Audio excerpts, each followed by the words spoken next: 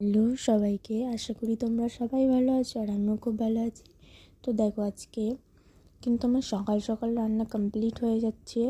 তো দেখো, ওখানে আমার ভাত ডাল হয়ে গেছে আর এখানটায় আমি বাঁধাকপিতে যে ফোড়ন দেবো, তেজপাতা, জিরে, মানে গোটা জিরে আর হচ্ছে লঙ্কা, এটা দিয়ে আমি বাঁধাকপিটা ভাজবো। আর ওই কুচি চিংড়ি মাছ হয় না, যেটা দিয়ে বড়া খায় চিংড়ি মাছ দিয়ে, ওই চিংড়ি মাছ দিয়ে কিন্তু আমি বাঁধাকপিটা করেছিলাম। দেখো, ভালো হয়েছিল খেতে।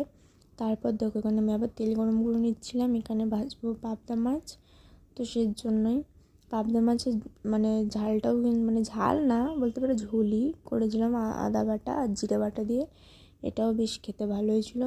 তারপর আমি দুপুরে স্নান টান করে আবার নিয়ে আসলো কি টমেটো মাখা, আমার কাছ থেকে নিয়েছিল টমেটো, আর ও মেখেছে।